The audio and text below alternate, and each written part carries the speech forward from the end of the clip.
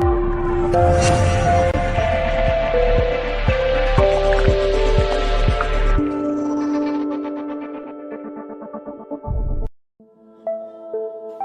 we need to get the facts straight. How does this virus work? How does it transmit? Where does it want to go? And let's protect ourselves. I'm Dr. Peter Lin. I'm a family physician in Toronto, Canada. The coronavirus is a family of viruses that can cause as mild things as just a common cold, all the way up to SARS or MERS. These are these bad pneumonias that we're talking about. And basically what these viruses are, they look like a tennis ball with all these spikes sticking out of it. And depending on the type of spike, it allows that virus to attach to certain places. So some viruses, they have the spike that attaches to your nose. So basically you just get a common cold. But the SARS virus and this new virus that we're talking about has the spike that allows it to attach to the cells in your lung. And when it attaches there, it puts in information to make photocopies of itself. So it uses our equipment to make more viruses. I'm declaring a public health emergency of international concern over the global outbreak of novel coronavirus. Most of the coronaviruses live in animals. In this particular case, it was from Wuhan. There was a fish market where they were selling live animals.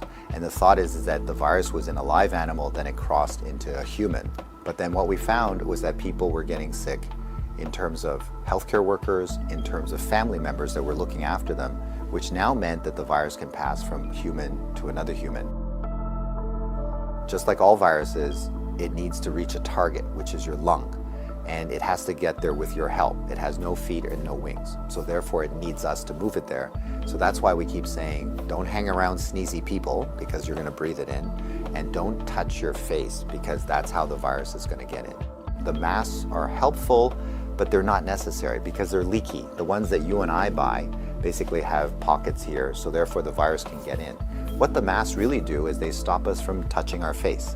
If you're sick, we tend to mask you, so therefore you're not spewing out the viruses to other people sitting around you. The true people that have the real masks are the N95. Those are sealed. These are for the doctors that may be caring for their patients. So in the beginning, the coronavirus will cause kind of like flu-like symptoms or a cold. So people just get the stuffy nose, that kind of thing.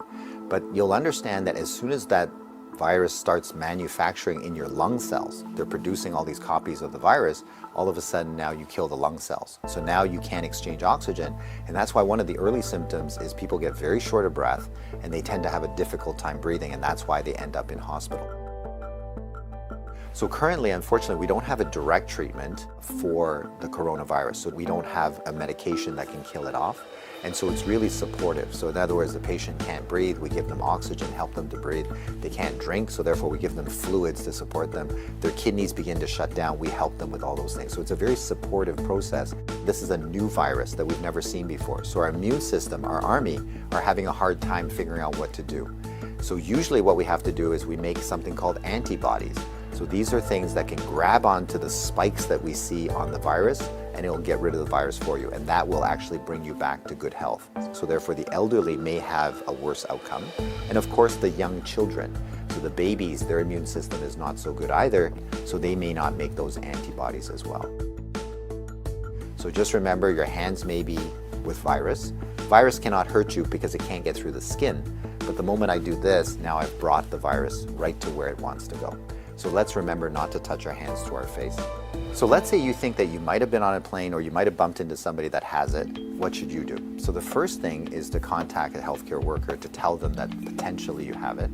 If you're feeling symptoms and you're going to go into a facility, call ahead. Okay, so whether you're calling the paramedics or whether you're calling the hospital or your doctor, just mention that you were on a flight. If you don't have any symptoms, then what we do is a little bit of a self-quarantine. In other words, we can just keep you away from other people, and so you don't go into parties, don't go with your friends, don't go into public transportation. So we can contain it very easily by making sure that you do a self-confinement, so to speak, for the, let's say, 7 to 14 days is the longest incubation time. So after that, if you're feeling well, then you don't have anything to worry about. So if we get the facts right, then we don't have to be overly worried, but we do the right things so that we don't get the virus ourselves and that we don't pass it on to others. And if we look after each other in this way, this virus will have nowhere to go. It needs us to move it, it needs us to make copies for it, and if we don't help it, then the virus will stop. So we have the power to do that right now.